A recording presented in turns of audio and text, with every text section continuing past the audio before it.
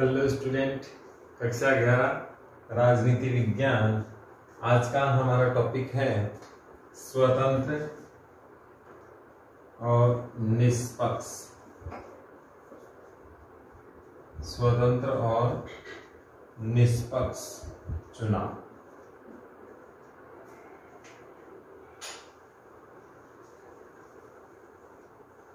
स्वतंत्र और निष्पक्ष चुनाव। हम स्वतंत्र और निष्पक्ष चुनाव की यदि बात करें तो आप जानते हैं भारत में पहला आम चुनाव हुआ था 1951 से 52 तक,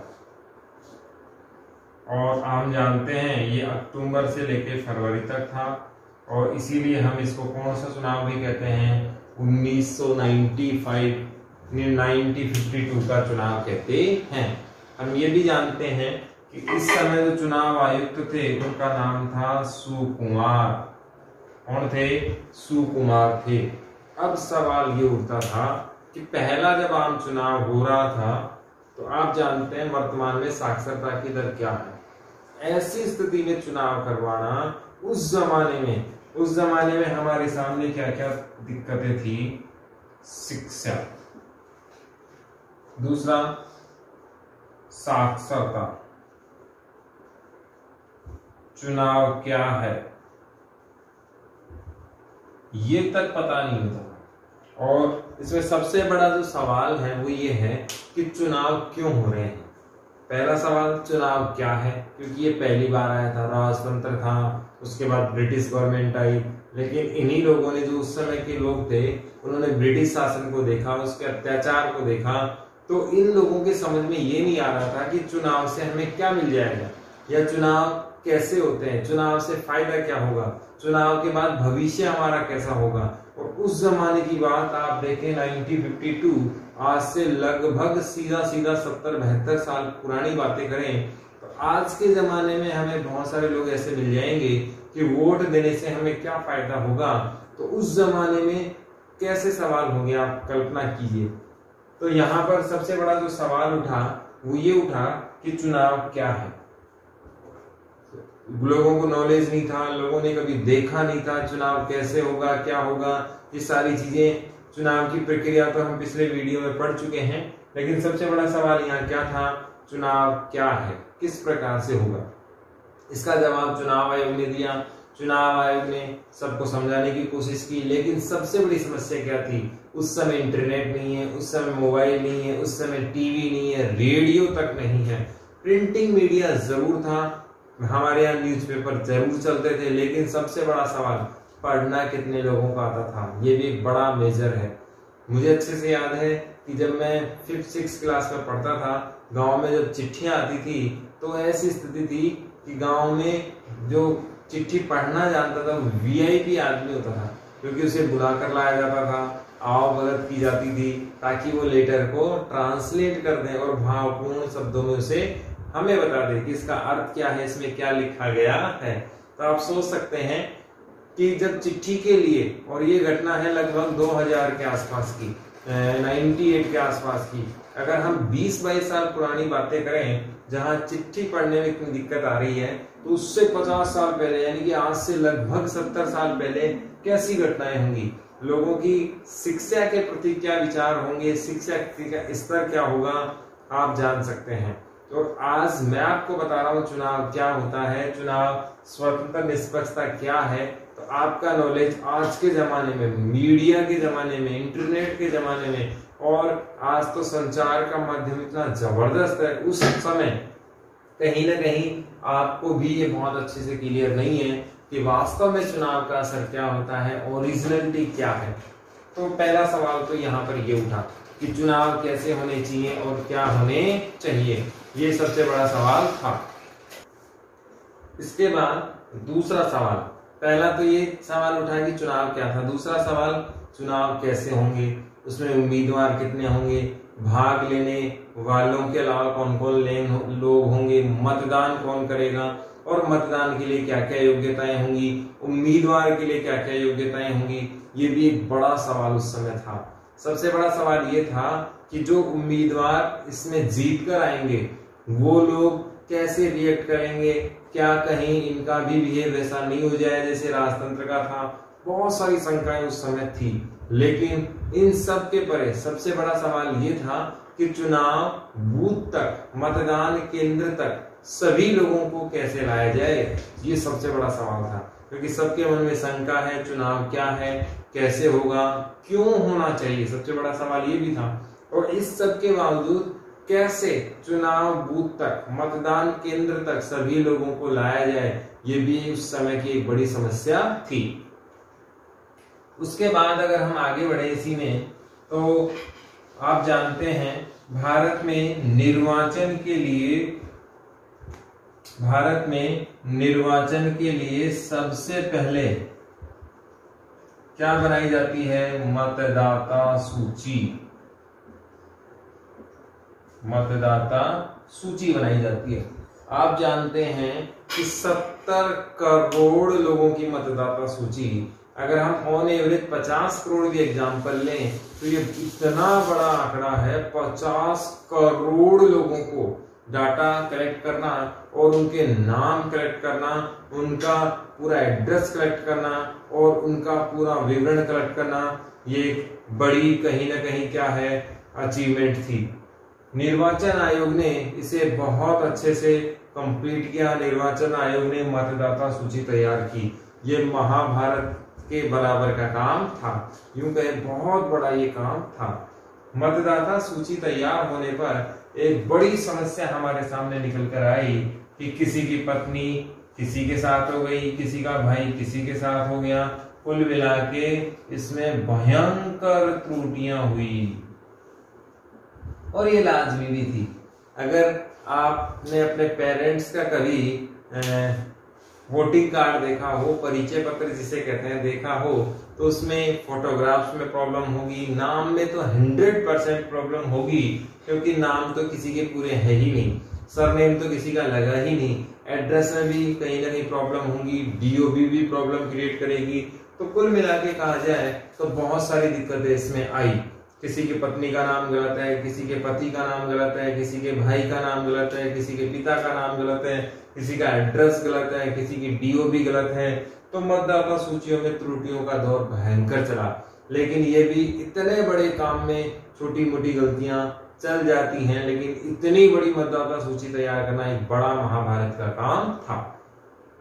इसके बाद पहले चुनाव में हमारे सामने सबसे बड़ी दिक्कत आई, जनता को मतदान तक ले जाना। ये भी एक बड़ा काम था कि चुनाव प्रचार कैसे होंगे, चुनाव में कौन कौन किस प्रकार से रिएक्ट करेगा और जनता वोट देने आएगी या नहीं। बहुत सारे लोगों ने, आपको जानकर बड़ी हैरानी होगी, विदेशी मीडिया ने यहां तक कह दिया था कि ये केवल ड्रामा सिस्टम साबित होगा और भारत जो लोकतंत्र के सपने देख रहा है वो कभी पूरे हो ही नहीं सकते।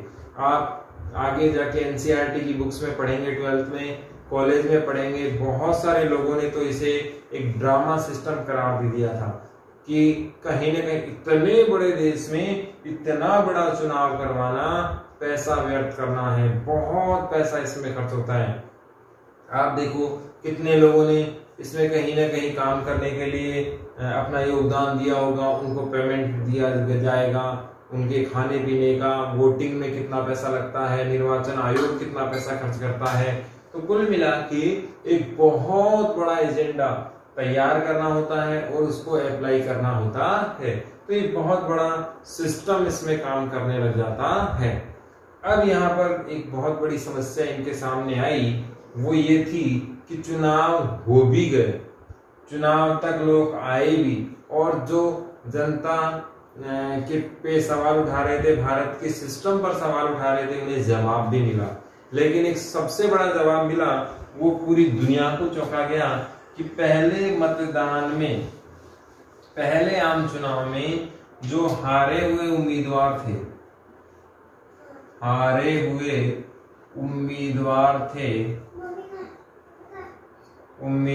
थे, इन्होंने भी अपनी हार को स्वीकार कर लिया।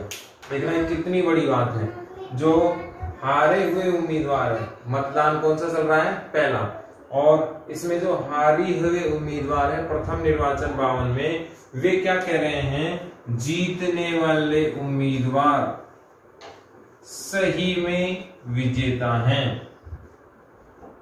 आप सोच सकते हैं ये क्या है, स्वतंत्र निष्पक्ष चुनाव की पहचान है।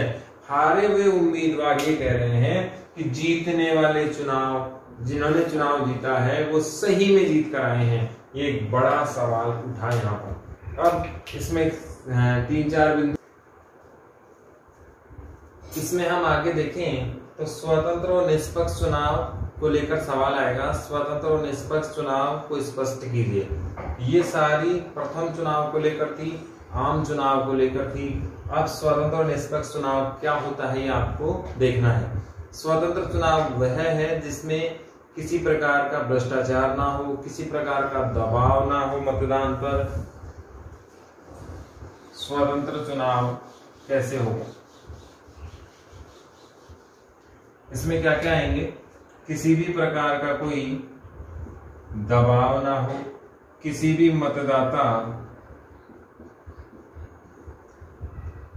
मतदाता को भ्रष्टाचार के माध्यम से दबाया नहीं जाए, भ्रष्टाचार ना हो, दबाव ना हो, जातिवाद ना हो, भाषावाद ना हो, ध्रुवीकरण ना हो, क्षेत्रवाद ना हो, मदिरापान ना हो। कुल मिलाकर ये कहा जा सकता है कि चुनाव को प्रभावित करने वाले कारक कौन कौन से हैं। तो पहला तो आता है दबाव, जैसे भाई भतीजावाद है, परिवारवाद है, समाज का दबाव है, बहुत सारे प्रकार के दबाव आते हैं।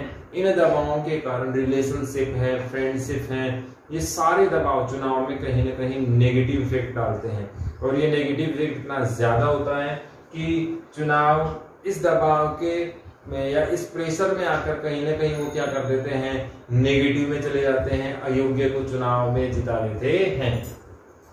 फिर मतदाता भ्रष्टाचार से प्रभावित नहीं होने वाला होना चाहिए, यानी कि मतदाता इस प्रकार का कोई कार्य नहीं करे जिससे क्या फैले, भ्रष्टाचार फैले, या उम्मीदवार ऐसा कोई काम ना करे, पैसा नहीं बांट सकता हो, या यूं ना करे कि ऐसा कोई कार्य कर दे किसी व्यक्ति का, किसी समाज विशेष का, जिससे क्या बढ़ जाए, भ्रष्टाचार बढ़ जाए। तो ये भी कहीं ना कहीं चुनाव की स्वतंत्रता निष्पक्षता को क्या करता है, प्रभावित करता है।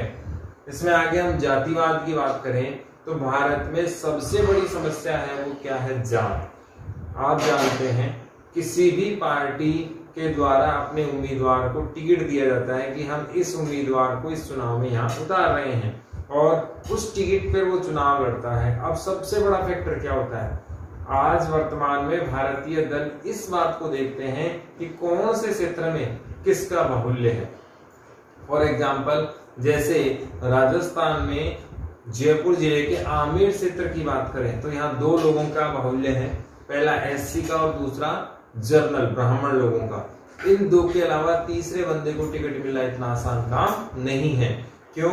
वोट जो दिए जाएंगे वो किसके आधार पर दिए जाएंगे, जातिवाद के आधार पर दिए जाएंगे। इसीलिए प्रत्येक व्यक्ति, प्रत्येक दल जाति का समर्थन देखता है, जाति का समीकरण देखता है। तो ये भी कहीं ना कहीं निष्पक्ष चुनाव को प्रभावित करने वाला तत्व है। भाषावाद, अपने भाषा वाले लोगों को समर्थन करते हैं, अपने क्षेत्र वाले लोगों को समर्थन करते हैं, अपने जैसे लोगों को समर्थन करते हैं। तो ऐसे में भी निष्पक्ष चुनाव संभव नहीं है। ध्रुवीकरण, आपने देखा होगा कहीं ना कहीं भारत में सरकार विरोधी नीतियां होती हैं। भारत में जो बड़ी सरकार है, जैसे केंद्र सरकार है, राज्य की सरकारें हैं, जब सरकार पूर्ण बहुमत की होती है तो विपक्षी सारे गठबंधन कर लेते हैं, सहयोग स्थापित कर लेते हैं, और कुल मिलाकर सरकार के खिलाफ जाने की बात वो करते रहते हैं। यानी कि इनका एकमात्र उद्देश्य होता है हर हाल में सरकार को गिराना। जैसे पहले कांग्रेस की सरकार को गिराने के लिए पूरा विपक्ष एकजुट हो गया था, आपको याद होना चाहिए। इंदिरा गांधी के खिलाफ पूरा विपक्ष एक साथ लड़ा था। आज नरेंद्र मोदी जी के साथ भी ऐसा ही हो रहा है। नरेंद्र मोदी कि सरकार में कहीं ना कहीं पूरा विपक्ष एकजुट हो रहा है, उन्हें लग रहा है कि इनका मुकाबला करना आसान काम नहीं है। ये क्या कहलाता है? ध्रुवीकरण। तो ध्रुवीकरण भी स्वतंत्र निष्पक्ष चुनाव को होने नहीं देता है।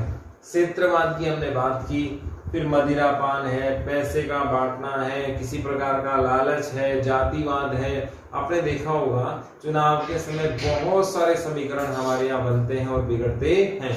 वे सारे समीकरण चुनाव की स्वतंत्रता को सीधा प्रभावित करते हैं, निष्पक्षता को सीधा प्रभावित करते हैं। इन सब के आगे अगर हम देखें तो भारत में स्वतंत्र और निष्पक्ष चुनाव के लिए सबसे बड़ा जो रोल है वो है जागरूक मतदाता। मतदाता को शिक्षा दी जानी चाहिए, मतदाता को अवेयर किया जाना चाहिए। आम नागरिक का जो कर्तव्य है, वो मूल कर्तव्य ये है कि स्वतंत्र निष्पक्ष चुनाव हो, उम्मीदवार पारदर्शी तरीके से भारत में जीतकर आए। अगर ऐसा होता है तो कहीं ना कहीं वो सकारात्मक दृष्टिकोण हमारे यहाँ होगा, लेकिन ऐसा हमें बहुत कम देखने को मिलता है। जब तक साक्षरता, शिक्षा और एक एजेंडा के तहत वोट हमारे यहाँ बंद नहीं होंगे, साक्षरता के साथ मतदान होगा, शिक्षा के साथ मतदान होगा, ट्रांसपेरेंसी के साथ मतदान होगा, शिक्षित उम्मीदवार होंगे और दल अपने लालच को छोड़कर केवल जन सेवा की बात जब तक नहीं करेगा, तब तक स्वतंत्र निष्पक्ष चुनाव नहीं आ सकते। लेकिन पहले आम चुनाव की तरह आदर्शवाद आज भी स्थापित करना हमारे लिए बड़ी चैलेंज है। आज एक दूसरे पर भद्दी टिप्पणियां की जाती हैं, कमेंट्स किए जाते हैं, बैकग्राउंड पर जाया जाता है, भाषा शैली बहुत खराब हो चुकी है। ये सब नैतिकता की कमी को दर्शाता है। वर्तमान चुनाव को अगर देखें तो जाति सूचक शब्द काम में लिए जाते हैं, भाषा, उनके बैकग्राउंड या यूं परिवार पर टिप्पणी की जाती है। ये सब जब रुक जाएंगे, जब नैतिकता का विकास होगा, आम नागरिक शिक्षित होगा और उसे पता रहेगा कि मुझे किसे चुनना है जो मेरा लाभ कर सकता है और किसे चुनने पर मेरी हानि कर सकता है।